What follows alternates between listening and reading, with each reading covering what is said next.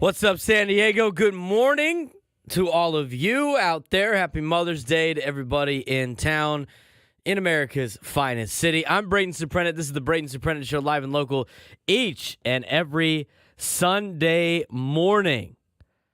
It's been a great time the last couple of months talking with you each and every Sunday. Recap of the Padres on a Saturday night, previewing them on a Sunday, mixing in some other content as well. Today, be most of the same.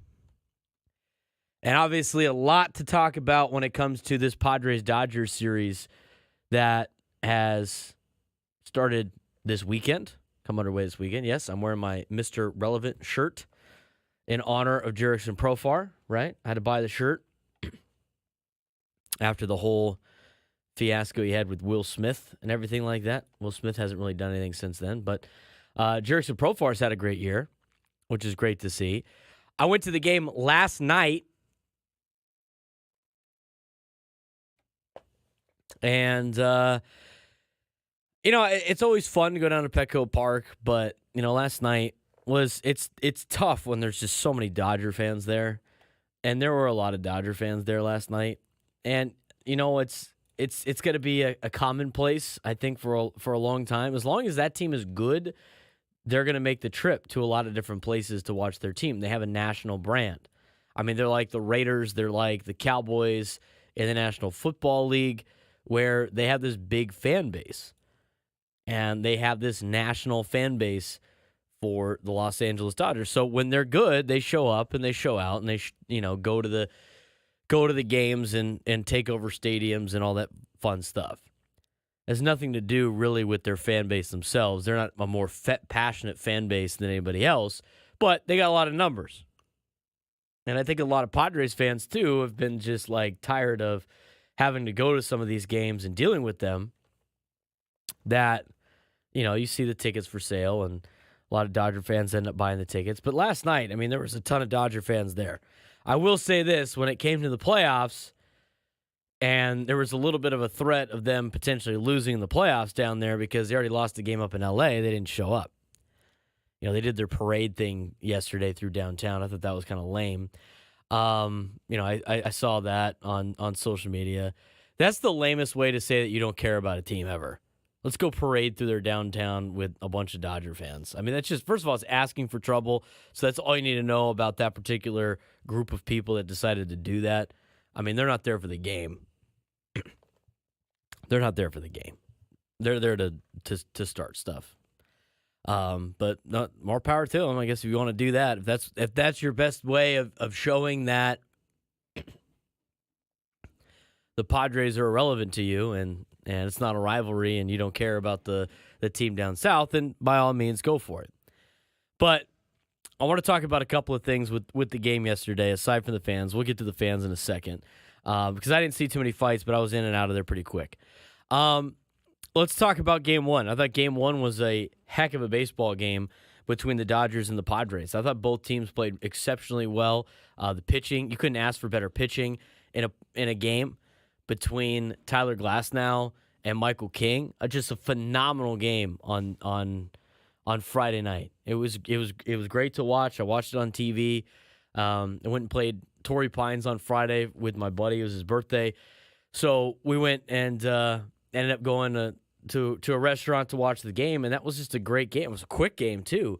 But, the Padres got the one extra hit that they needed, that one long ball as well by Luis Campusano and the team, like the Los Angeles Dodgers. It doesn't need to be sexy. You just got to find a way to win. And they got one extra run than L.A. did. That's all they needed. They had one less hit than L.A. did on Friday night. Michael King, outstanding performance and a great bounce back for a player that, struggled against this team the time before. He went out and got shelled at Dodger Stadium, which was actually his second time facing Los Angeles. And then in his third time, 7 innings, a shutout ball, 2 hits, 3 walks, 11 punch-outs. Guy's changeup was working, and he was almost unhittable.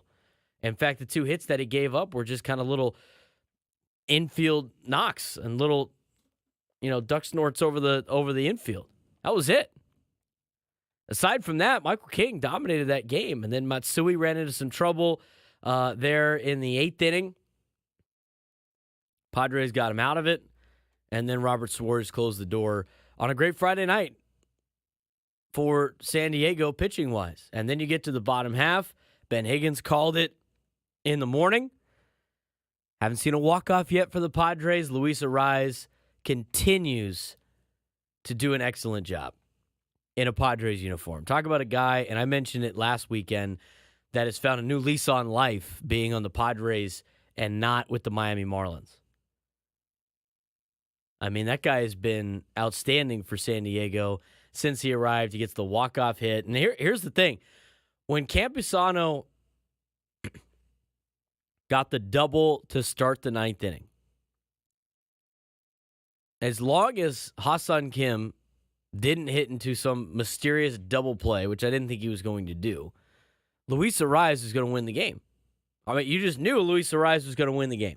He was going to get the knock to win the game, or if Kim got Campusano over to third base, he was going to get the sac fly to win the ball game for the Padres. And sure enough, Ha-Seong Kim did get hosed on one call during that at bat, but couldn't get the bunt down. Campusano, who then turned into Tyler Wade as a pinch runner, and at second base, Arraez base knocked to center, and the Padres win Game 1 2-1. Outstanding job. They increased their series lead over the Dodgers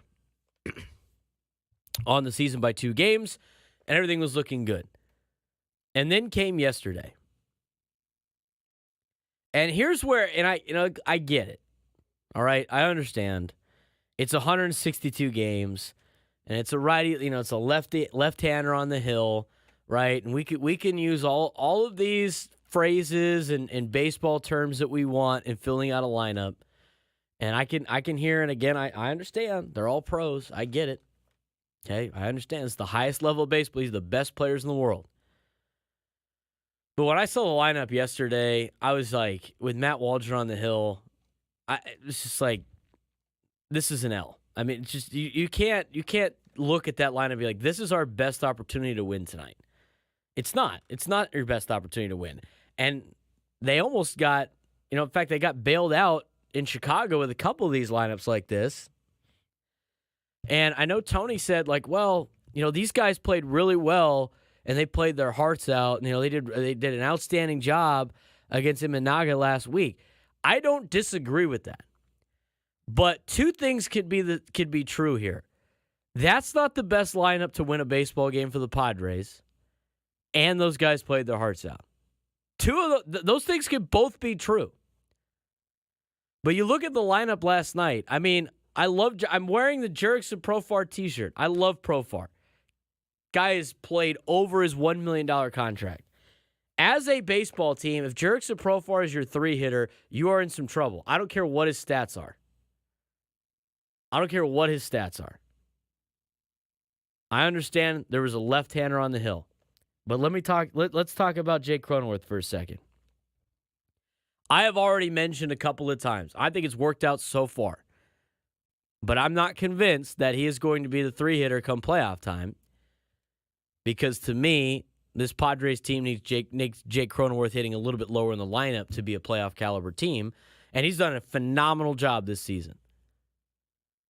But if your 3-hitter on your ball club needs to be flipped out because you're going against a left-hander, and his left-handed numbers are not good. I mean, Jake Cronenworth's numbers against the lefty are not good. He's not a 3-hitter. He's not a 3-hitter on a playoff team. The 1, 2, 3 on playoff teams, they hit righties and they hit lefties. So you take your 3-hitter out last night. You rolled Profar in the 3 spot. You got no Jackson Merrill in the lineup. I somewhat understand that because he is a rookie, right?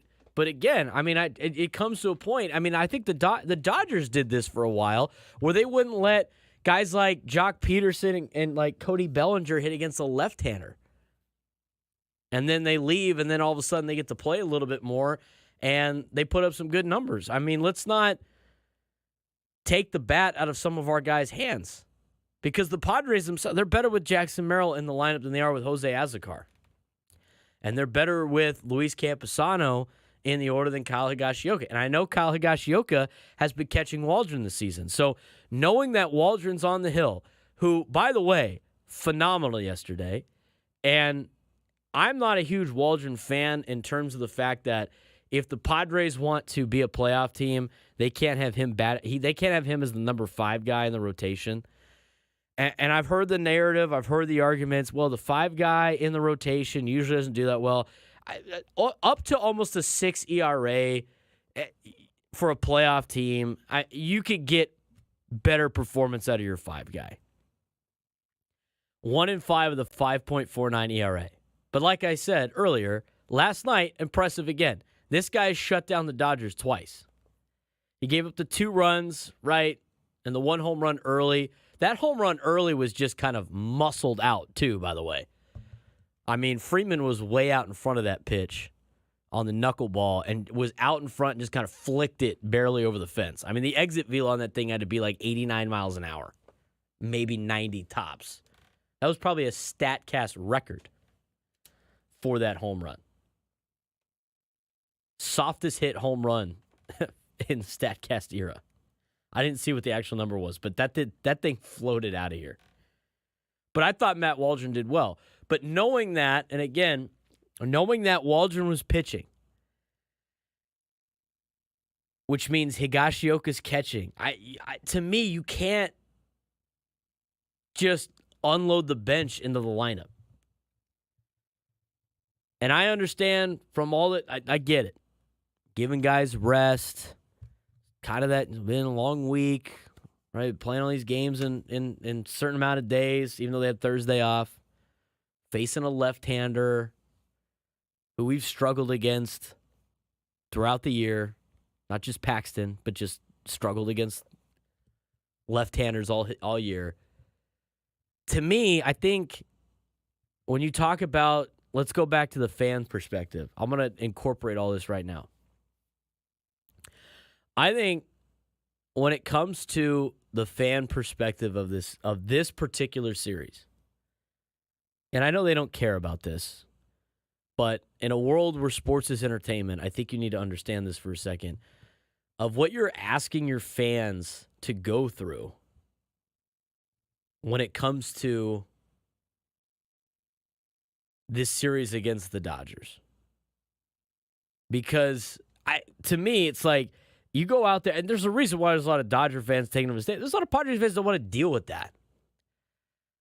I mean, I personally don't like dealing with that. If I go, I like going as a media member so I don't have to deal with some of the debauchery in the stands from Dodger fans. And I know Padres fans are a part of this too. It's just a bad environment when it comes to these two teams playing each other.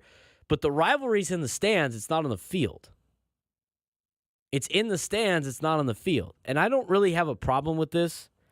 In this day and age, I mean, all of these athletes, they're all colleagues, and they all work together. They're all working for the same company. It's all Major League Baseball. And so they're all boys, which is fine. I mean, sometimes they get a little chippy, right, every once in a while. But, late in the game, Fernando gets the second, gives Mookie a hug. I don't really have a problem with that, all right? It's a different era now of professional sports. These guys are all making a lot of money. They're all friends. They've all played against each other, with each other in all-star games. I totally understand that. It's not a rivalry on the field as much so as it is in the stands. And when you're asking your fans to go out there, which, by the way, hats off to all the fans out there for setting a record at Petco Park.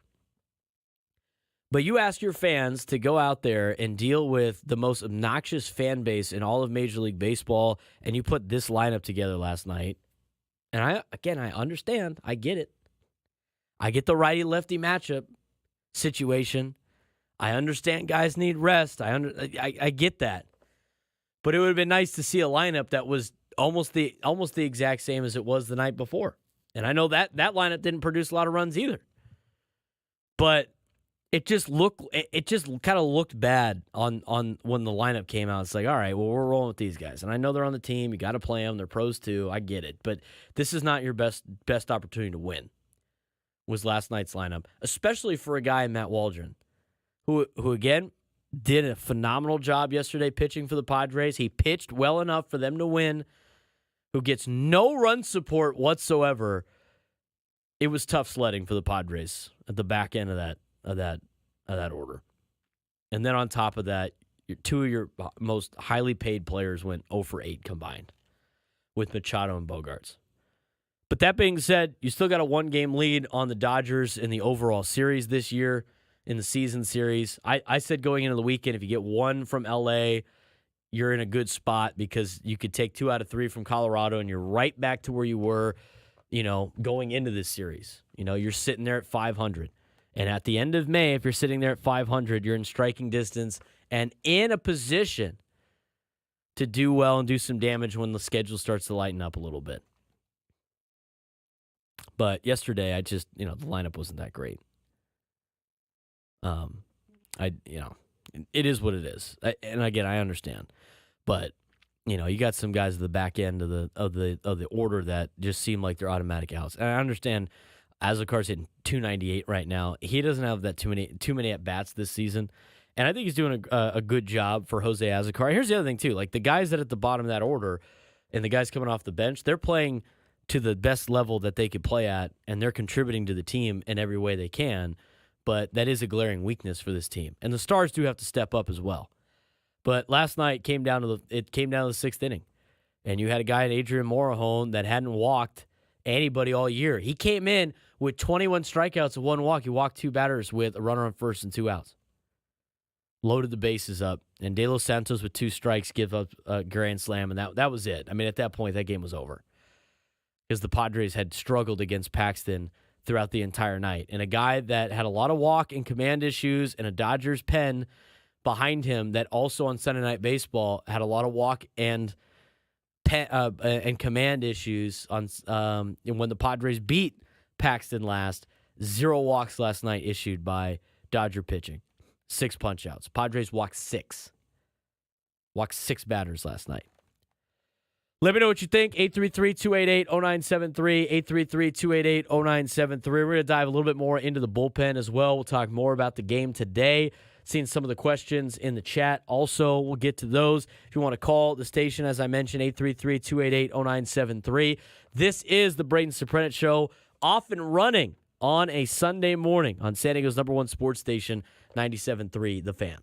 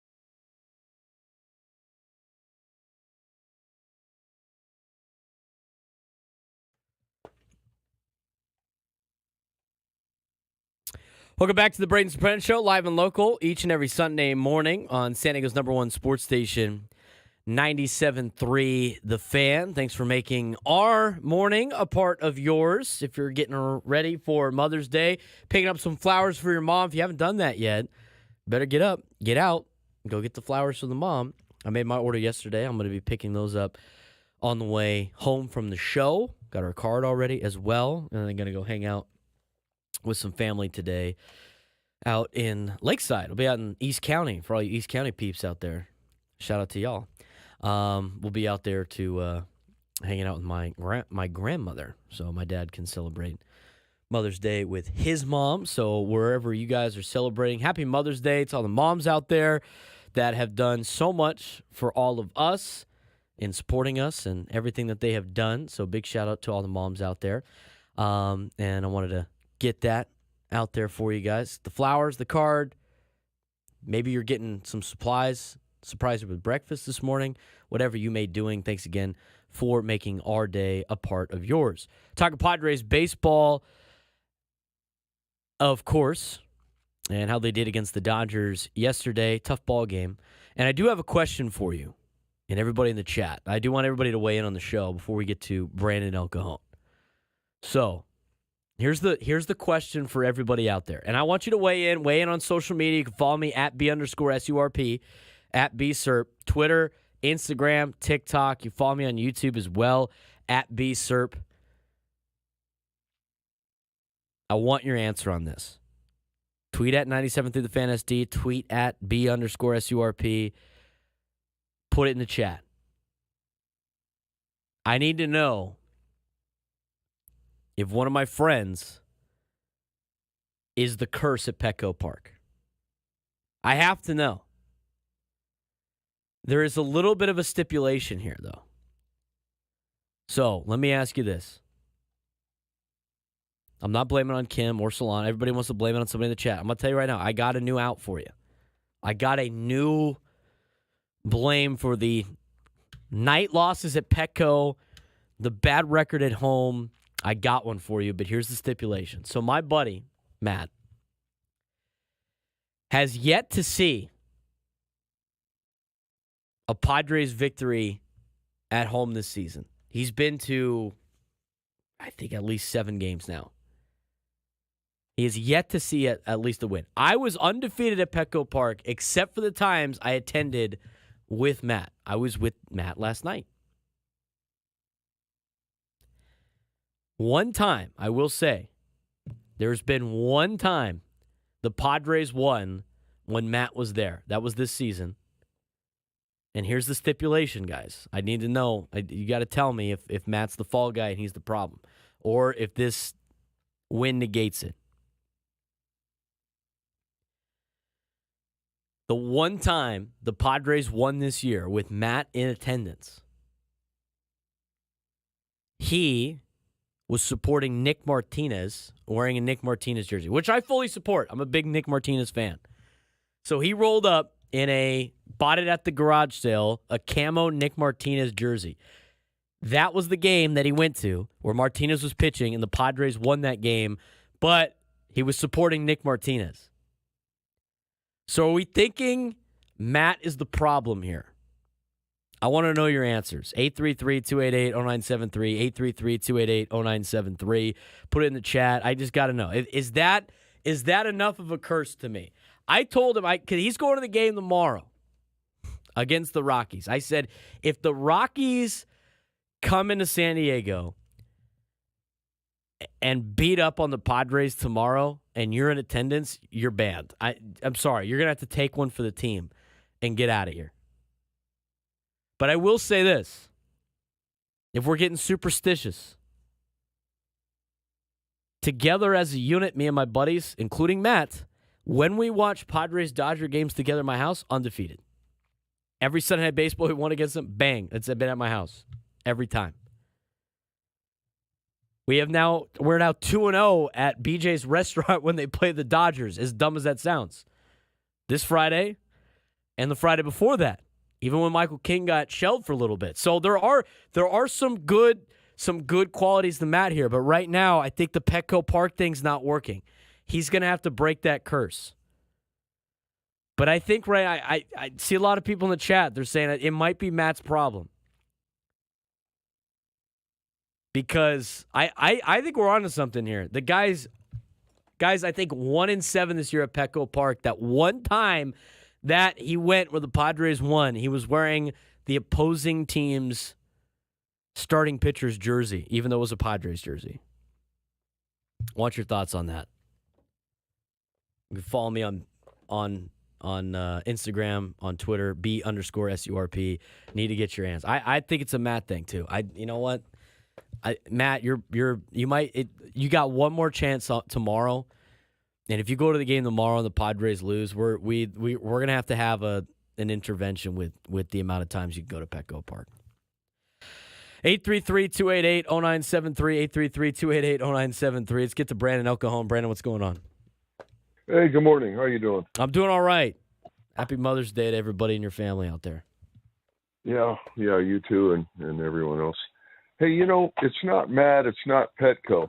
It's this. They had a good game Friday night, and then they bring nothing to the ballpark the following day. This thing of Fernando hugging Betts on the base paths during the game. That's what's wrong with the Padres. They don't have enough intensity to put a winning streak together. Brandon, I got to ask you something right now, because I'm gonna poke a hole in that real quick. How many baseball games do you watch outside of the Padres? Like, how many other games, like just teams that don't involve the Padres, how many games do you watch? I don't really watch hardly any. I mean, I got, you know what, and I think this is tough for a lot of people that, grew up and have that, that intensity and used to watch a lot of baseball teams and professional sports where, there was that, hatred and competitiveness. I'm going to tell you, that happens in every game throughout Major League Baseball. And it's just a new day and age of professional sports nowadays, Brandon, where these guys are all, in reality, they all work for one company. They're all colleagues. Eventually, they might have to play on the same team, and they're all boys. That's how it is. I don't necessarily have a problem with that. I can see why people do. And, is it a bad look where you're down 5-0, you're giving the guy a hug at second base? I think a little bit, but at the same time, that's pretty common practice now, Brandon. Oh, I know. I see Manny laughing and joking with the other team all the time, and the money has ruined the game really for me. This is why they can't put a winning streak together, though. They have a good game, and then they just don't bring it the next day. You can't be a playoff team and then play hit and miss. You have a good game, and then you come out and get thrashed because you don't have any intensity. It's just, like you say, I know the game has changed, but to me, it's hard to watch when they play like that. I think it's tough too, Brandon. Baseball. I think you bring up some good points, and I appreciate the phone call. Thanks again, as always, for chiming in. Here's a couple of things that I do agree with Brandon on. Okay, the hugging. That's just people always go like, I would hate the other team until the series is over. The older I get, the more I realize, these are adults playing a child's game, right? And it's a tough comparison, but the same thing is like, you have these softball leagues out there and these groups of and really in the softball community is very, very cliquey. But like when I go to the Poway Sports, I know everybody out there because I've been playing there since I was 17 years old. And I've played on these teams. I've played against the teams for so long. And you start to know all of these people individually, and it's a lot more difficult to just hate them for no reason. And it's tough to say because it's like these guys all know each other. They go to each other's weddings. They're friends off the field, right? There's guys that go there that potentially, and you see it sometimes where guys come from the same country and they dap each other up, or they're both from Japan and they're playing in a foreign country together. There's something about that, right? If you're an American and you were playing in Europe and playing soccer, you're not going to hate the other American that's out there. Like that's some common relationship that you have, right? That's that common practice. Like you're from the same area, and you understand that. I mean, there's a lot of guys now with the way that teams move all over the place. I mean, they've played with a lot of these guys. I mean, it's just a different thing nowadays. I do think the money is a little bit of a factor too. I mean, and it's not like, look, and I don't want to do the whole narrative like they're getting paid so much money they don't care anymore. But I do think there's something about that, right? Because everybody that's in the chat, everybody that's driving around, it's listening right now, you have your job, right? Everybody's got their job. I mean, everybody's got a job. Most people have a job. And whether it's a career that you love or a career that you hate, if you were making the kind of money, I mean, even if you were making like league minimum in Major League Baseball to a lot of people, because it's, $400,000 is the top 1% in the United States in earners. This is a job for these guys. As much as it's a game, and it's a fun game, and it's a child's game, and we all love watching this game, it's still a job to these guys. And when you have a bad day at work, and you come home, and you got, a great house, and you got a great family, and everything's working, and you're winning at life, it's hard to be upset, and it's hard to really, be about it on the field like that all the time. It is. That's just human nature, right? I mean, if you had a bad day at work and you came home, you're not going to, dwell on it for the next 24, 48 hours. It's different, though, because it's sports, right? When it comes to sports, I mean, this is going to, last night's loss is going to bug a lot of people for a couple of days. I remember as a fan of the Chargers back in the day. I mean, when they lost, dude, it was like a week. It was like 2 or 3 days. It just ruined your week. But the guys on the team, I mean, they'd be upset for less than 24 hours. All right, we got to keep going, And it's just another day at work. I think the best way to describe it, my dad pointed this out to me one time when I was upset. It was when I was in college. I think TCU lost a rivalry game, whatever. And, the fans are upset, but then you look and the players are all, at the end of the game, they know each other, they're friends, whatever. They've known each other for a long time. And the meet and greet at the end. And he's like, look, I mean, he didn't say they didn't care. They obviously care about winning and losing, but at the end of the day, it's not that big of a deal to them. It's not going to ruin their, friendships that they have. So I get it. I mean, that's just the way it is now. That's just, I have to keep reminding people about professional sports, right? It's not about the sport anymore. It hasn't been about the sport in a long time. It's about entertainment. I mean, the more you watch professional sports. The more you watch professional sports, the more you realize it's more like a traveling show. And a weekly, daily drama of an unscripted result that gets you on the edge of your seat. But it's about entertainment. It's about storylines. It's about seeing big names and do very incredible things. I mean, that's what it's for. The sport is for entertainment.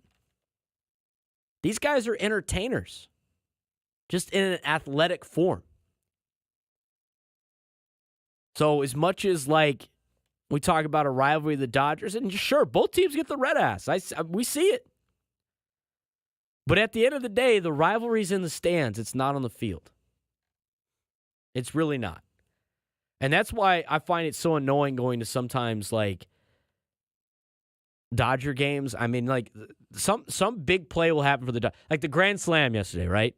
Which should never have happened. They had a 2-strike. The one thing you couldn't do right there is give up a home run and give up a 4-run dinger to basically blow the game open and just set yourself up. We'll see him tomorrow. But when that happened, you got all these Dodger fans acting like they accomplished something with their life because Teoscar Hernandez hit a grand slam. I did that. That was me. No, it wasn't, dude. That was some superstar athlete that hit a 90-something mile an hour fastball over 300 feet. He did that. You didn't do anything. That's why at the end of the day, and I'll keep saying it, the rivalry is in the stands. It's not on the field.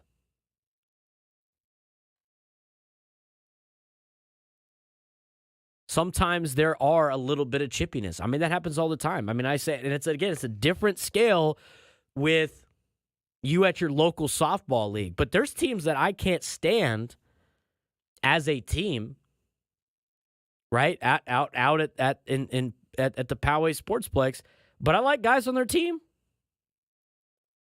I'll play with guys on their team on other teams.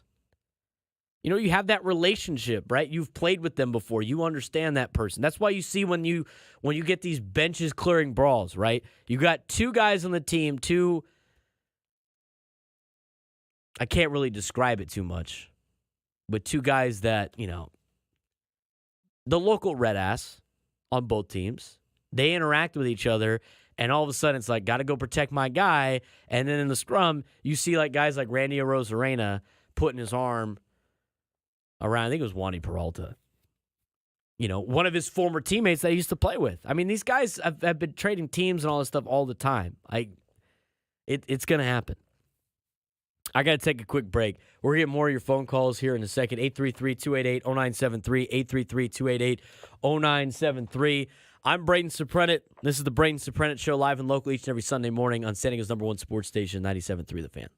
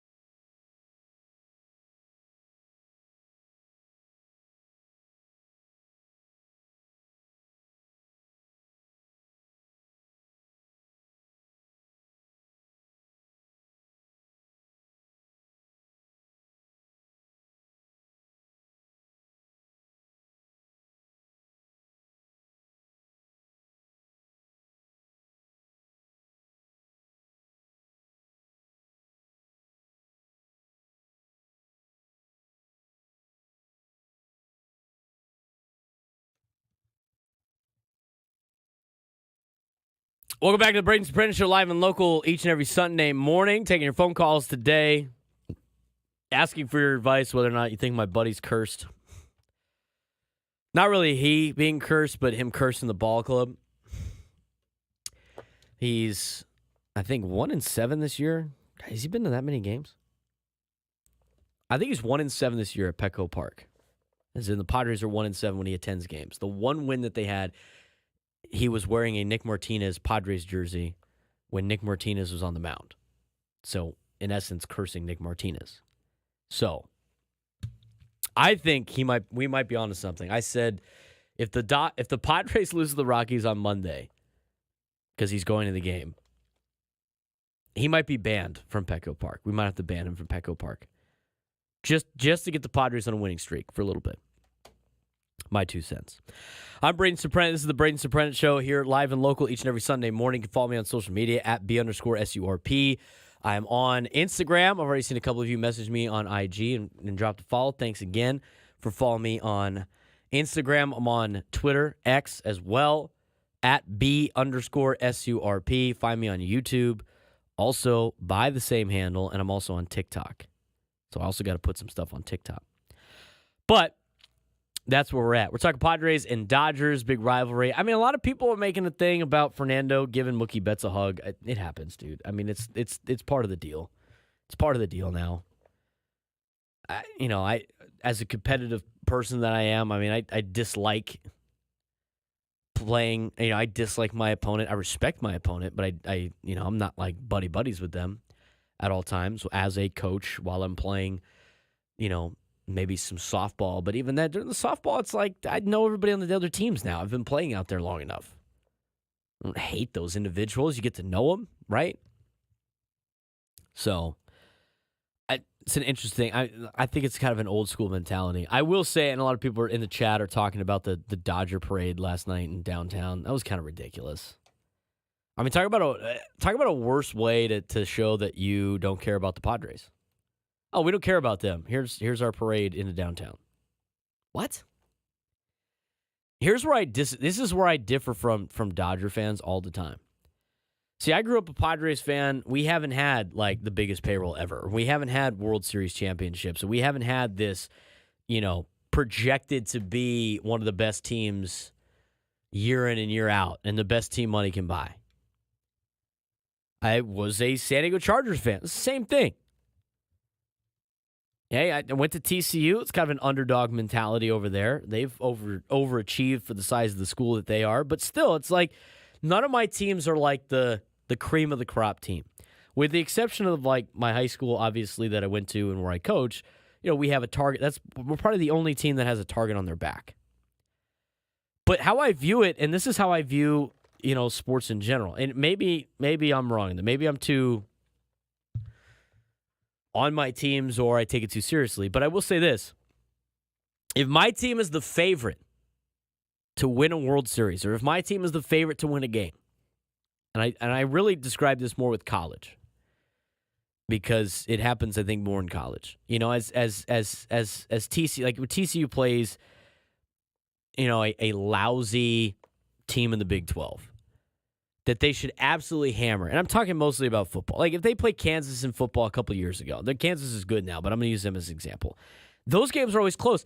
And, they'd come back and win, and the fans would be going nuts, and I'd be just sitting there, stewing that we should have beat this team by 28 points, and we beat them by a field goal. You can't be excited about a game-winning field goal when you were expected to win, when Vegas said you were expected to win by 28. I find the same thing with Dodger fans all the time.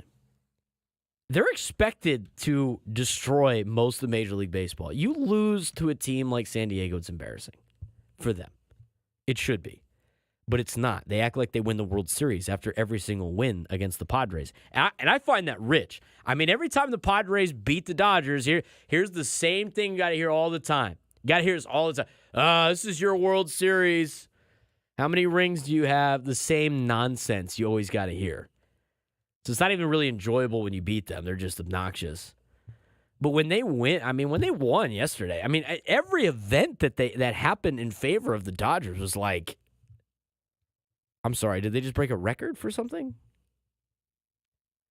I mean, there was a ground ball to shortstop at some point. The guy behind me acted like they won the World Series for just making a play. I couldn't believe it.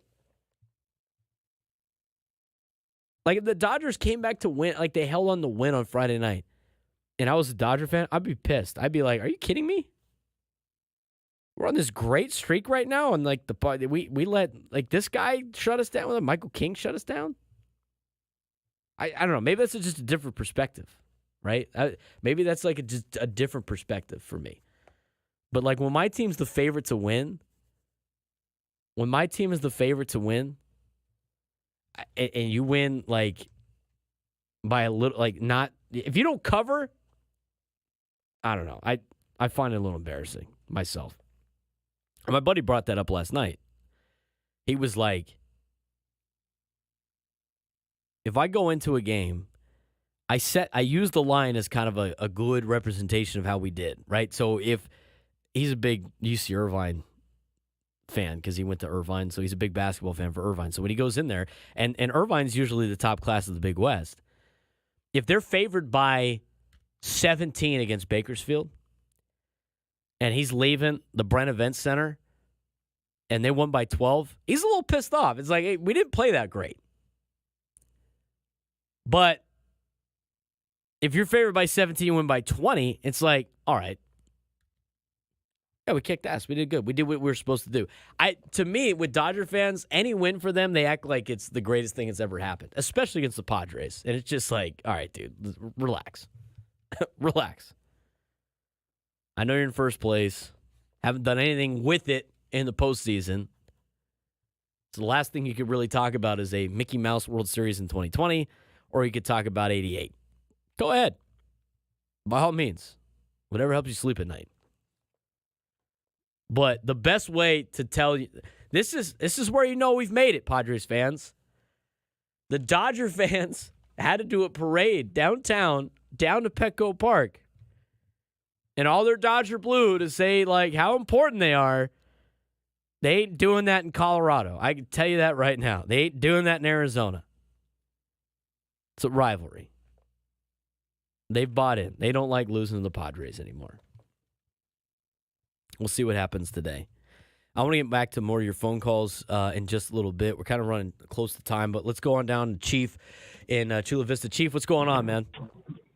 Hey, what's happening? I just want to touch on something here. So I think it's ridiculous, and you talked about it. It's ridiculous to think that professional athletes don't care because of the money they're making, because I think we need to be real. They are professional athletes, are competitive in everything they do, and for the most part, throughout their lives, coming up, they're winners, right? They want to win all the time. They should win all the time, right? They're the best athlete in their age group as they come up. They've all had success, correct? Yeah, absolutely. So, but myself being competitive and looking back to high school years, I grew up in a small town. I knew people from across town. We went to the same parties on the weekends and did things that high schoolers probably shouldn't be doing together. But before the game, we saw them. You just kind of like look over on the other side of the court. You just, hey, what's up? But I'm not walking over there. I'm not shaking hands, and coach would never allow that. There's no way I would even attempt that. But I think what it does, I think for fans maybe, and why people were kind of dogging on Tatis for getting that hug, was it appears that maybe you focus, right? Like before the game, you should be locked in. You practice your craft, you get locked in, you're ready to go out there and launch something over the wall or make an amazing play. Like can't wait to beat this team, whatever you got. But I think it just appears that you lack focus. And I think I personally don't like it myself, but obviously nothing goes through me and I don't give them their paychecks. So that's what I got on that. Well, Chief, I appreciate the phone call. Sorry, pushed you close to the top of the hour, and we'll talk a little bit more about that when we come back. 833-288-0973, 833-288-0973. Braden Surprenant Show live and local each and every Sunday morning on San Diego's #1 sports station, 97.3 The Fan.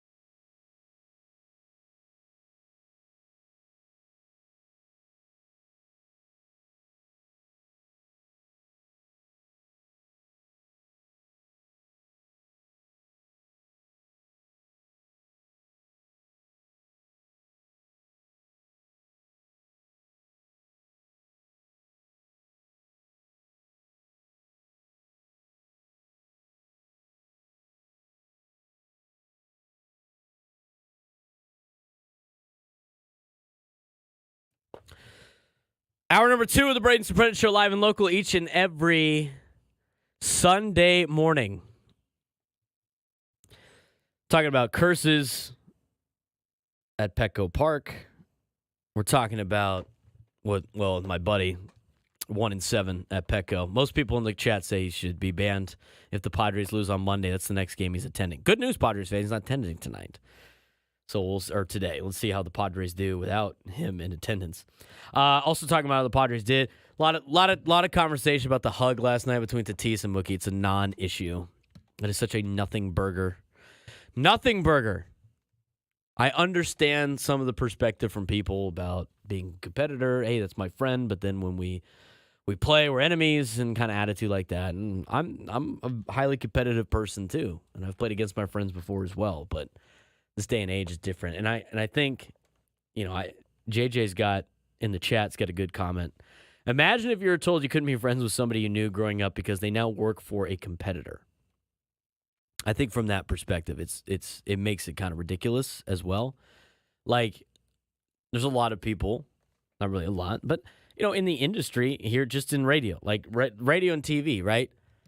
I mean, we go against a lot of different outlets out here in town, competition, and I have a friendly working relationship with everybody in town, right? I mean, you could talk about if we're just talking sports talk radio, the guys get across the street, like, we get along with them just fine in different entities, right? When we're in the press box and all these other stuff. Like, we hate the guys across the street. I mean, a lot of the guys across the street used to work with guys that work here at some point or another in town. And I know that's true because I grew up listening to all these guys, and they used to be on one station. And some of them interact. I mean, I work with Jack Cronin at USD. He works at Kogo across the street. I mean, that's a competitive deal. I'm not just like, hey, brr. It's different. I think it's different in the working environment. Again, we got to stop viewing it like this is not just like your local high school rivalry and you just happen to know a kid that went over to your rival. You guys have this is a job, this is work, right? It's a different entity. You guys working in, construction, all the different construction companies out there, guys jump around and go to different companies. They're not your boy anymore because he's at a different. I mean, it's silly. It's foolish. It is what it is nowadays. It's a different game now with the way that some of these guys interact. And I don't really have a problem with it anymore. I don't. Want to get back to your phone calls, 833-288-0973. I do want to talk about the Padres bullpen too. Oh my God. I thought that was going to be the biggest strength of this team. Man, they are not right now. You have nothing to Robert Suarez. I mean, there is no... Who is your go-to bullpen arm? Not named Robert Suarez. Like, who do you have in the eighth? We got a revolving door going back there, but it's not... I mean, it's not Johnny Brito. After the last two outings of De Los Santos, is it De Los Santos? I don't think so. I mean, he was probably one of your better guys back there. Matsui has been kind of a circus the last couple of times. It's not Johnny Brito. I'm not putting Johnny Brito back there. Morejon looked really good, and then he got into a tough spot. He walked two guys for the first. He had one walk going into that outing last night. On the season, he had two in that outing. It's not him. Go through the bullpen. It's just like, you're not putting your Rule 5 draft kid out there. I think Kolek's did a pretty good job for being a Rule 5 pick. They need some bullpen help. I mean, they need some low heart rate guys. Just settle in and shut the door. Kevin Acee had a internal. He didn't have an internal. He had an article this morning, and we're going to get into about the Padres having internal discussions about adding some relief pitching. Oakland Athletics. Hey, they got some bullpen arms. Ken Rosenthal mentioned how much it would cost to potentially get Miller. No, that's a non-starter for me. We're not trading a Jackson Merrill for that. No, absolutely not. They could swing a trade with Oakland around the deadline for Ursig and Miller. Hey, sounds good. And somebody told me the other day, what do we need extra bullpen pieces for? You can never have enough pitching, one. And could you imagine a 7, 8, and 9 with, in any order, Ursig, Miller, and Suarez? Sounds good. Sounds good. I would imagine more. Where I was sitting in the stands last night, I have zero look at the strike zone. I mean, I could have posted one of those memes where it's like, you missed that one blue, and it's just this picture from like outer space at some of these ballparks. I was down the first base line in the field section, but like the upper one. And I mean, you couldn't see any. I have no idea where Morejon was missing, but there was a couple times where I'm like, where did that miss? I mean, you're talking about a guy that's got one walk all season. He walks 2 in the same outing. Come on. Had to be getting a little squeezed. 833-288-0973. We're getting the bullpen in just a second. Let's go down to Chula Vista again. Vince on hold. Vince, what's going on? Hey, Braden. Good morning. Happy Mother's Day to all the moms out there. You're exactly right about this rivalry thing. It gets awfully frustrating for fans, especially when the Dodgers come in and it's a pseudo home game for the Dodgers. I was downtown last night or yesterday before the game, and there was like a parade of Dodger fans downtown. So the frustration is real. But you know what really is silly to me? Xander Bogaerts forgetting how to hit. That's kind of silly. What also is silly, and I don't understand this, and I know the skipper has, of course, way more information than we have, right? But what I don't understand is resting Cronenworth, Jackson Merrill, and Capisano a night game after a night game. I checked the Dodger lineup. Freddie Freeman was in there. Mookie Betts was in there. Will Smith was in there.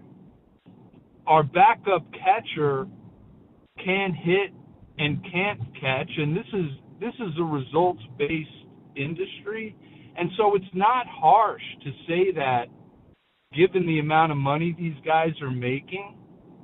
So I think that's kind of silly, and I'm just hoping that, that whole hugging at second base, that's just noise. The real stuff is Fernando's not hitting, Manny's not hitting, and if there's any team that this fan base outside of the Colorado Rockies that we really want this team to compete and go up against, is the Dodgers, because of that rivalry that happens in the stands. And so anyway, Braden, great show. You know what, one thing I wish that you had the mid-morning gig all to yourself, because, man, you rock that thing. And so continue to do it. Love listening to you. And go Padres today with Darvish. Happy Mother's Day. Thank you, Vince. I appreciate the phone call and obviously the nice words. I talked a little bit about that to start the show. And it's funny, man. On YouTube, it's like you got like 2 people. The first segment, 8 in the morning on a Sunday. We might have to push back the time of this deal to get people going. But I did mention that. I did talk about Waldron was outstanding. You know what? I think we found our next Eric Lauer. I mean, if Matt Waldron could just be the Dodger kryptonite, keep him on the team. I mean, I'll keep a roster spot for him. I mean, they cannot. I mean, they did not put a lot of good swings together on him. But let's talk about some of the points that Vince brought up, and I agree with a couple of them. You talk about this lineup, and here's the excuse they're going to give you, or the reasoning. I want to say an excuse and a reasoning, Vince, about. Well, it's up to 63 now. It was like 3 when the show started. Here's where I agree with Vince. Okay, so here are the answers that the Padres are going to give Vince. If Vince was like telling that to Mike Shilton and company, they would go, well, we prefer Higashioka catching Waldron. He's more experienced at doing it, and they have a good camaraderie, yada, yada, yada.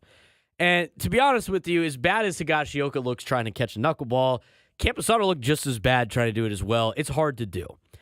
And that's more of a Matt Waldron problem. And I'll talk about Matt Waldron in a second. But the thing with Matt Waldron is, too, it's like, look, and here's my problem with Matt Waldron being the fifth starter. His best pitch and really his only pitch of why he's in the major leagues is his knuckleball. That's why he's in the pro. I mean, his other stuff's just average, average to below average major league stuff. Go check his baseball savant numbers on his sweeper and all his other stuff. But the big reason why he's out there is his knuckleball. You can't really locate a knuckleball very successfully. You don't really know where it's going. And Matt Waldron doesn't know where it's going. And Kyle Higashioka and Luis Camposano don't know where it's going. And the best pitch that he has, nobody can catch it, which is a problem. And the Padres got out of one of those jams, if I'm not mistaken. I think Freddie must, I think he got on either a single or something else. He got to second on a pass ball, got to third on a pass ball. A wild pitch. It's probably a wild pitch. And then you got a guy on third base with like nobody out. Right? I mean, that's it's like giving away stolen bases. But the reason why Higashioka was in last night, he catches Waldron. So that's already camps out of the lineup. Which, if that's the case, I wouldn't mind him DHing, but then you go into like, well, what happens if Higashioka gets hurt? Then we have to burn the DH. I mean, that's kind of a risk you have to take, right? But he's out of the lineup. And then on top of that, and then this is what they're going to say, Vince. They're going to be like, well, we're going against a left-hander. We haven't done well against left-handers all season, so we're going to mix it up. We're going to put some right-handers in the lineup. So they got Azakar in there instead of Merrill, and they left Arise in because Arise can hit. I mean, even though he does better against righties than he does lefties, he's still an insane hitter, right? I mean, you don't win batting titles only hitting righties, right? So he was going to stay in. So he stays in, and they take Cronenworth out. Which, I don't really agree. I understand the lefty-righty thing, but sometimes I feel like you just overcomplicate things on that. If your number 3 hitter, your daily number 3 hitter in the lineup is a guy that you have to take out against the lefty, he's not a number 3 hitter. And I think Jake Cronenworth's done a great job. He's done a phenomenal job this year. It's such a great bounce-back year this year. His numbers against the lefty are not good. You can't have your 3 hitter doing that. So I agree with Vince. I mean, you got guys in that Dodger lineup. It was the same lineup they had last night or 2 nights ago. It seems like it. Might be not the exact lineup, verbatim, but, I mean, they keep their dudes in. I mean, their dudes need to play. So you already have a guy in Matt Waldron, right, that does not get any run support whatsoever. Goes out and gives you an outing that's good enough to win. He ends up getting dinged for another run because he's the one that put one of those guys on base. He put Shohei. Was that Shohei? I think he put Shohei on base on the grand slam. But he already doesn't get enough run support. He gives you a great line. 5 1/3, 2 runs, 2 hits, 2 walks, 6 strikeouts. Give up that, the one that Freeman flicked out of the ballpark. You should be in a spot where you can win. And the thing is that lineup last night, and I know, and the thing is, Tony Gwynn Jr. mentioned it on the roundtable about the same kind of lineup that went against Imanaga last week. That almost won that. That's a game that they should have won against Imanaga, where you had it was the same deal. You have one of your, probably your 5 starter now until Musgrove comes back and then kind of reshuffles things in Randy Vasquez, and you put together the same lineup and you almost get bailed out for it. But and I know they played hard against Imanaga, but that's not your best opportunity to win, the lineup they put out last night. And I think what's frustrating for Padres fans, and Vince says it, I got to go down to Petco Park, right, as a fan. I'm just talking from a fan perspective. You won last night. You won on Friday night, so you know it's going to be even. The Dodgers are going to be going after it. And you got tickets to Saturday, and you got to deal with all the Dodger fans in the stands. And it's like, you look at the scoreboard, and you can look at that lineup last night, and Matt Waldron on the hill, and you're just like, this is going to be a tough ball game. And it was. I mean, just a tough ball game last night. I think where it gets fans frustrated is, to me, I think, and again, these guys that get paid to make these lineups, to control everything, they're worried about a 162-game season. They're not worried about one series in May, right? Because at the end of the day, they could still win this series in May and take a 2-game lead in the season series over the Los Angeles Dodgers by going out today. But I think what frustrates Padres fans, it's not just Padres fans, I think it's just baseball fans in general, are these, like, you get game 1 win, and then game 2, let's rest a bunch of guys, and then go after it game 3. Instead of just going, we're going after it the first 2 games, and then the last day, maybe we'll mix in some guys where we already won the series. But even that, it was the same thing. It was, and I know you eventually got to give some guys some rest, but as Chris Ello mentioned, I don't think you could do multiple guys in the lineup on the same day. I mean, mix in some of these players. There's a reason behind their madness. I understand. You know what? From a coaching perspective, everybody looks at things differently. I mean, I do different things too, and I coach a different sport at a way lower level. These guys got numbers behind it. They got reasoning. They got meetings on it. I mean, they it's not like they're just going like, hey, let's just give up guys a bunch of days off. But I think the frustrating thing for Padres fans is you got the Dodgers in town. You got them on Friday. It'd be nice to stick it to them again on Saturday, and then you're playing for a sweep on Sunday because you went with your best guys throughout instead of worrying about resting and stuff. When you have a series against Colorado, who you've already played this season. I know they went 2-2 up there, but you already played them without Manny for the full series. I mean, you could find games against Colorado to kind of put some guys in resting-wise and then have them almost have the week off before you go out to Atlanta because you got Thursday off.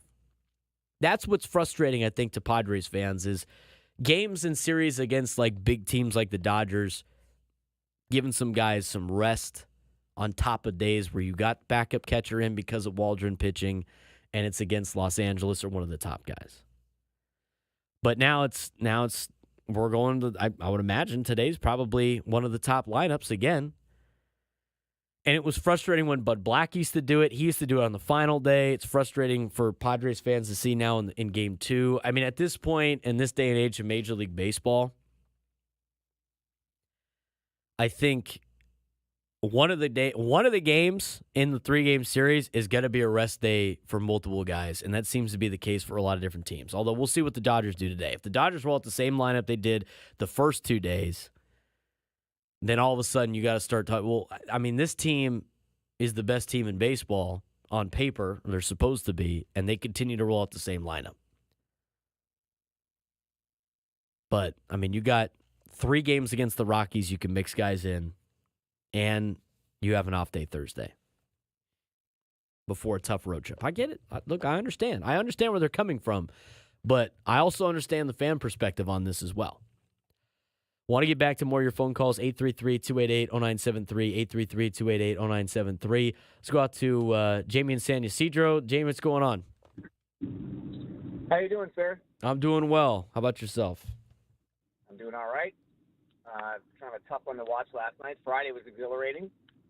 Yes. Thought that was fantastic. I mean, we got 1 win. Let's hope for 2 out of 3, but, I'm not going to set my hopes too high and then be disappointed. But I did have a comment about people saying about all the Dodgers fans.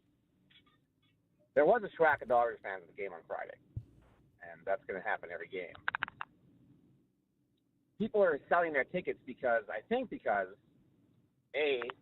Major League Baseball jacked up the prices for the Yankees games, the Dodgers games. It's insane how much they are compared to a Rockies game or something like that. It's triple the price. And I think some people realize that their season tickets are very expensive, and they're going to sell some of those. I can't go to every game. I have season tickets. There's absolutely no way I can go to every game. And people complain about all the Dodgers fans and people selling all the Dodgers. And well, who cares? Padres are making their money. Ticket sales are being made. Quit your whining. Yeah, I mean, I get it too, and I you know what, and Jamie, I appreciate the phone call. Here's my take on the selling tickets thing. I really don't have a problem with it. Dude, calling from a landline. I don't have a problem with it just because, it's your money. You could do with it what you want. It's your tickets. You could do with them what you want. I don't think you need to financially, take one for the betterment of the team in this particular case. And they are more expensive. I mean, if you look at the season ticket, even like the 20 gamers, they give you what the face value is for every game. And there's games that, whatever you paid for per ticket, like at the end of the season, when you pay let's say you pay $5,000 for the tickets, right? Whatever like the amount of tickets you got, if you distribute it evenly, the Rockies games are going to be under that ticket value, and the Dodger games are going to be over that ticket value. So you could, you're making all your money on those games on top of the fact. I think the other thing, too, is like people don't want to go and deal with Dodger fans. I mean, I don't. I have no interest in going to, as a fan, no interest to going to a Padres-Dodgers game ever. I've done it enough. I mean, it's fine. I mean, it's better when they win, obviously. I don't mind going up to L.A. every once in a while and see the Padres play on the road. And, unless you sit in the bleachers, it's not that. It's actually mellower at Dodger Stadium than it is down here in San Diego with the Dodger fans that come down here as opposed to the Dodger fans that are up there. Again, unless you're sitting in the pavilion, which is kind of the case anywhere. But that being said, when it comes to the tickets and everything, here's the deal.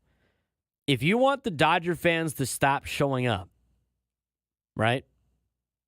The only thing that discourages fans from showing up on the road is their team continually getting their ass kicked. I mean, that's basically it, right? Like if the Dodgers came down here and got their ass kicked every single time, they would never come down here because they wouldn't be able to talk smack. I mean, that's the only reason why they like coming down here is because their team is loaded, they win all the time, and then they can talk smack on the way out. I mean, that's why they love coming down. And plus, it's a way better place than Dodger Stadium. You go to the Gaslamp. I mean, they got nothing up there like here. But I'm going to tell you right now, if the Dodgers were not good, they wouldn't be showing up. They wouldn't. But not only that, if the Padres routinely kicked their ass, they wouldn't show up either. It's not the fans' fault. I mean, you don't like it, play better. I mean, that's literally what it is when it comes to these like rivalry games. And here's the deal. Like, I love Padres fans out and about on the road. I think it's awesome. But I'm going to tell you right now, in 2013, you turned on a Padres game outside of Petco Park around the road, you would see like 3 Padres fans. And whether it was Channel 4, Fox Sports San Diego, Bally Sports, they would find those fans, and those would be the fans coming in and out of break like the entire game. You would get so much TV time in San Diego. Now, you watch the Padres play the Diamondbacks, they like take over the Costco that they play at out there in the desert. I mean, you watch the Rockies game, it looked like there was more Padres fans there than Rockies fans. It's because the Padres are good now. I mean, with the new schedule, I'm finding different games to go to. It's fun when your team's good. When your team's not good, it's not fun spending all this money to fly across the country to watch the Padres play the Yankees at the Bronx. It's not fun. You want to see your team win. Padres win. You go out there and you participate. Here's where I remember Dodger fans weren't doing anything. In those mid-2000s years when they had the ownership disaster and the money, it was the lot. I think there was like a divorce or something in the ownership. I don't know the exact details. The Dodgers were not very good. And I mean, these are years where the Padres were winning the division at 82 and 80. I mean, like 04, 05, 06, 07. The Dodgers were not good. And there were nobody at those games. Nobody. Look at old footage from those games. You look at Dodger Stadium, Chavez Ravine, empty. So to say like, oh, they would be doing that all the time if their team was bad, BS. There's not a single fan base out there that supports their team as much as they pretend that they support their team. When the team's good, you're there. When the team sucks, nobody's going. That's how it works. I mean, people like to talk about Cardinals fans. Cardinals fans are great. They always support. Look at last year, mid to late in the season when the Cardinals were awful. Look at Busch Stadium. Empty. Place was desolate. There was nobody there. Cardinals, best fans in baseball. Empty. Team's not good, not showing up. So if you want the Dodger fans to stop showing up, you got to play better. That's what it is. 833-288-0973, 833-288-0973. I'm Braden Surprenant. This is the Braden Surprenant Show. Kathy, Mitch, Rolando, please stay on hold. I think we got Jeremy as well. We're going to get to your phone calls when we come back. This is the Braden Surprenant Show, live and local, each and every Sunday morning. San Diego's #1 sports station, 97.3 The Fan.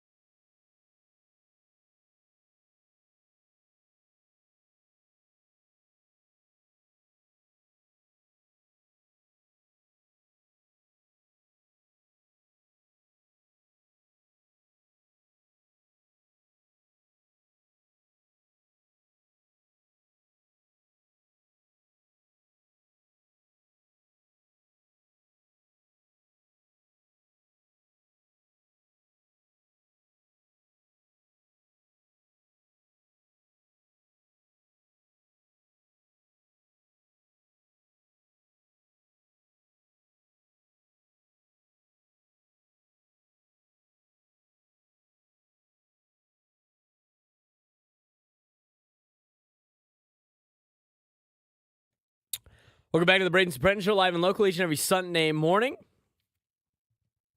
Long night last night. I had to bang it early because obviously I had the show today. Went out in the gas lamp after. That's why I love the 5:40 starts. You have time to go out in the gas lamp a little bit and get home at a decent hour. I was able to check out a new, well, it was new to me. I was told about a new taco shop. Well, I was told about a place downtown. Taqueria Los Chuques? Chuchis? I don't know. I went down there. It's on 4th Ave. It was pretty good, dude. I thought it was pretty awesome. My buddy Zach lives down there on 4th, and he was like, "You got to check out this place on 4th Avenue." And so I went down there. Yeah, I was at Mr. Tempo last night. That's a place. That's a place. Song's dream.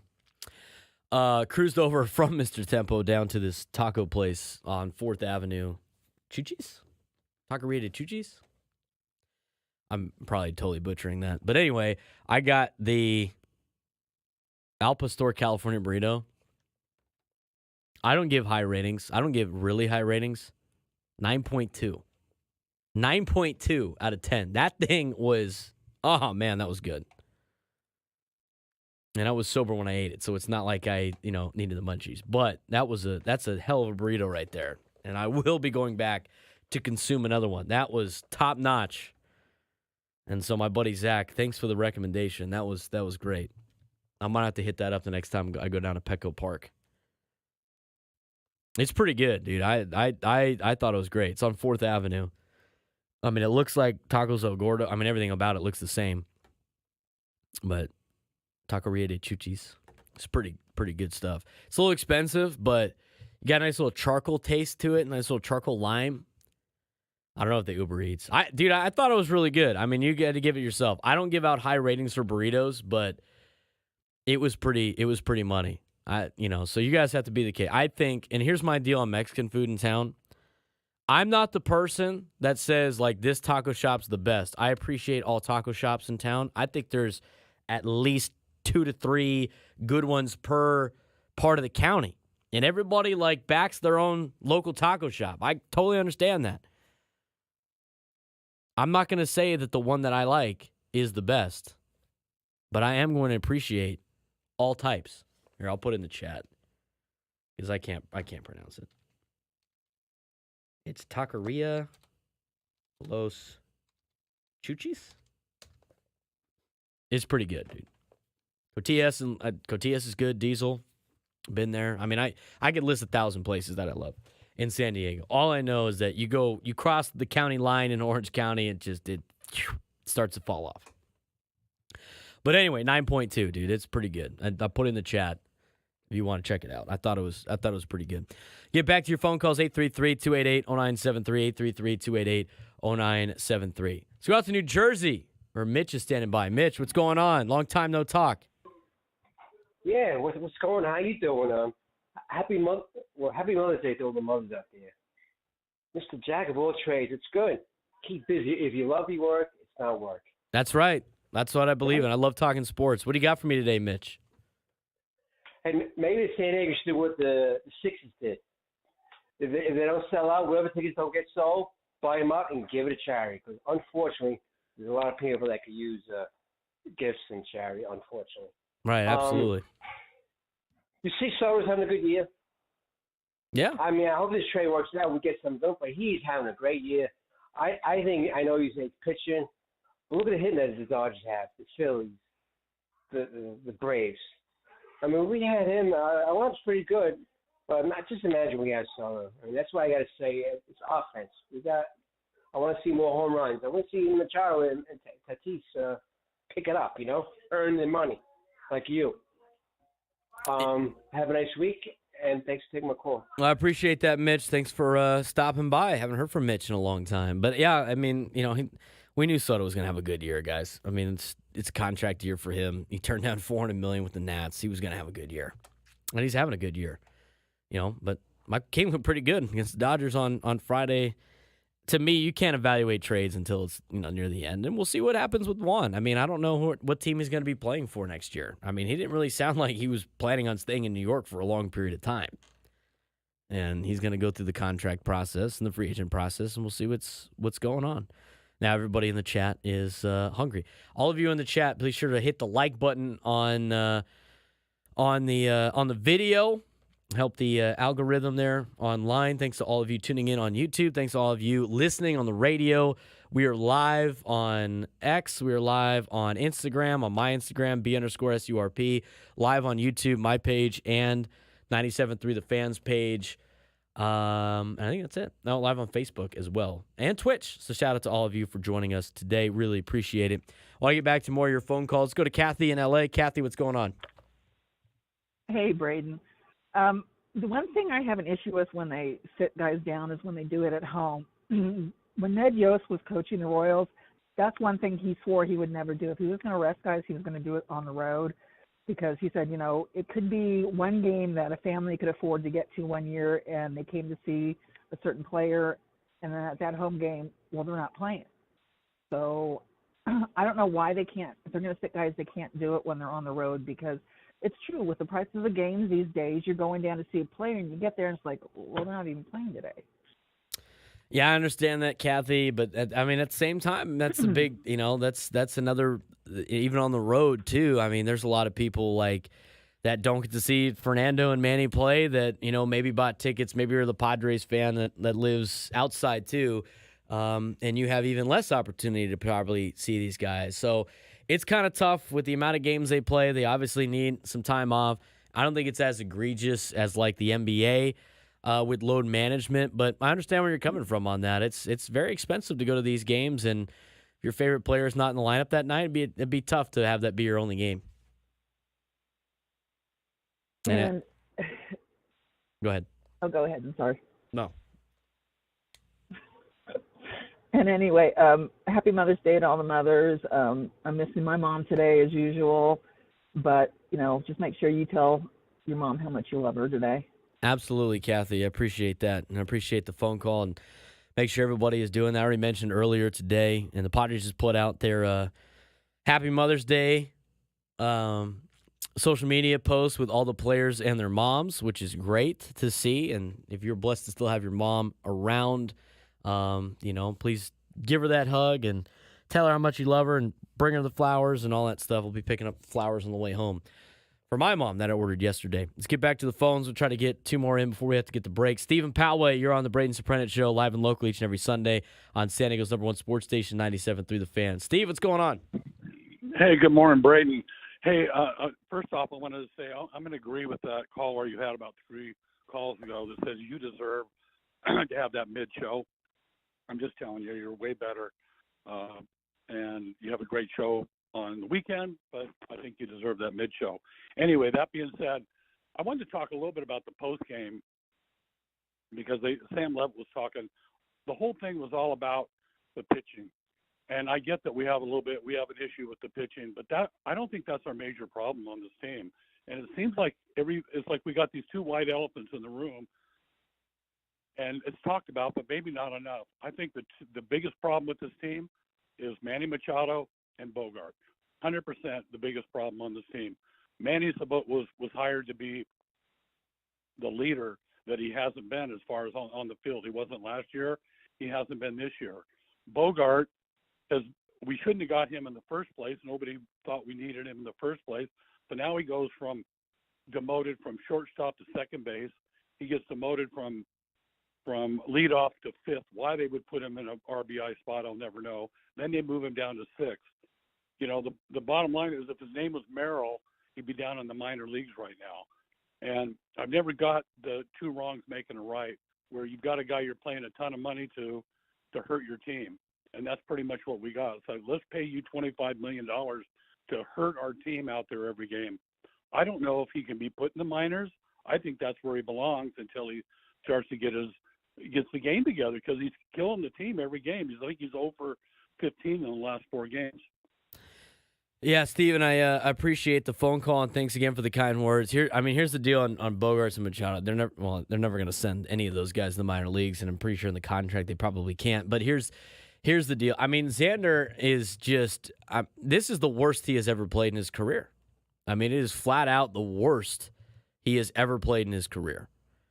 And he's fine. It's what they say. I mean, he doesn't have. Who knows about the wrists? And the last thing they want to do is say that he's got anything going on with his wrist, because that's going to create more havoc with this potential downside of Xander Bogaerts.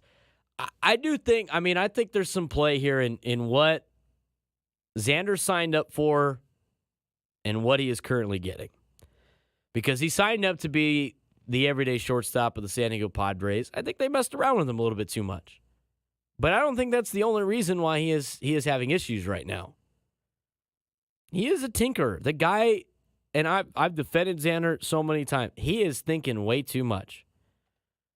I mean, the fact that, and I keep going back to this because I think it's important.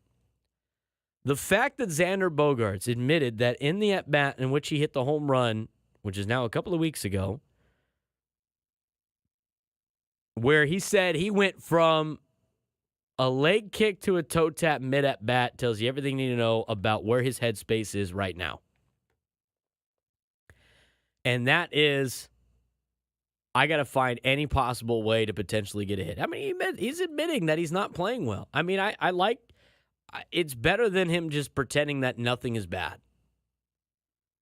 But you're right. I mean, to me, and there's nothing really you could do. I mean, they just got to pull themselves out of it. Now, Machado, I'm going to give him a little bit of slack just because we've seen him pull out of this. And I saw a stat last night, a couple weeks ago. It was like Manny Machado on I think it was like May 8th or 10th or something like that. The last 2 years has had the exact same stats to that point.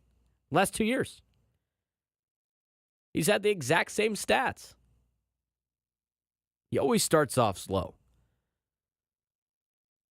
Had a little bit of the injury of the elbow. I mean, not playing third base and being a DH for a guy that always plays third base and doesn't really DH. I mean, I'll buy it. I'll give him the excuse. Sounds good. With Xander, I mean, here's the thing, and here's my thing on. I like Xander Bogaerts. I like the fact that he's part of the Padres. And I'm not going to hate the guy for the contract that he signed, because it's not him that you should be upset about. It's the team that gave him the contract. Xander Bogaerts signing here is not Xander's fault. The Padres going out and getting a shortstop they didn't need and giving him $25 million is not Xander's fault. That's the Padres' fault. And how they have treated the situation since then is the Padres' responsibility. And I don't think it's all on just Bogaerts moving to second. He's really filling in. Really good job. He's learning how to play second base. Really elite defender at second base. But the thing with Xander Bogaerts is, I mean, what he signed up for and what it is right now are two totally different things. And here's the deal with both Manny and Bogaerts. And Tatis is hitting right now. I know somebody said Tatis isn't. I know he's hitting 256. Look at his baseball savant page. I mean, his exit, he's tagging the ball. He's not getting lucky. But here's the thing. Those guys are both under contract for a long period of time. You committed to them. You have to roll with them. This is it. So whatever you got to do to get them straight is what you got to do. But to say that, we got to move them out of the lineup, we got to do this, that ain't happening. You spent the money already. You don't get a get out of jail free pass with Xander Bogaerts when it comes to his contract. We'll talk more about that when we come back. I'm like way over break. 833-288-0973, 833-288-0973. We are going to get back. Final segment, final thoughts before we continue into 2 weeks from now. I'll be off next week. The Braden Surprenant Show live and local each and every Sunday morning. San Diego's #1 sports station, 97.3 The Fan.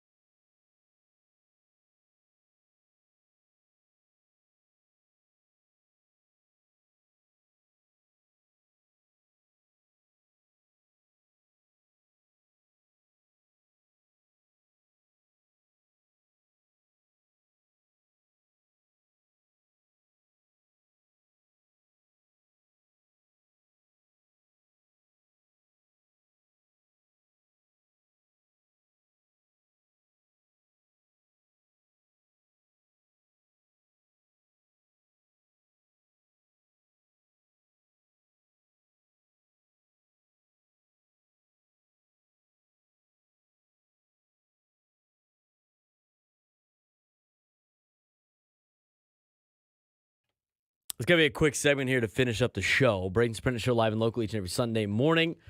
Already ran out of time talking Padres baseball. It's 2 hours, man. Flew by. They flew by.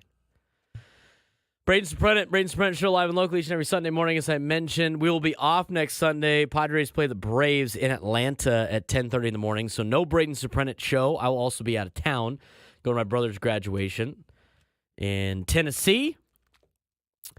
But I do want to mention a couple of things here on this Xander Bogaerts talk. You can't trade. Are you kidding me? You know what you have to give up in order for somebody to take any part of that contract? Here's what a trade would have to look like.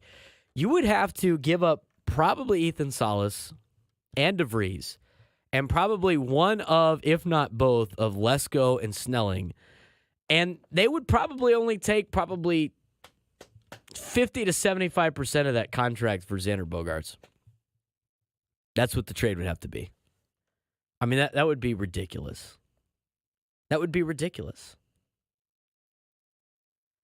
I would rather pay Xander Bogaerts $25 million to play for the Padres than pay him $10 to $15 million to play for somebody else. Let's not get overwhelmed here because the guy has had a tough start. And again, I think a lot of people like to jump on him because the Padres signed him when they didn't need him, like it was his fault. It's not his fault.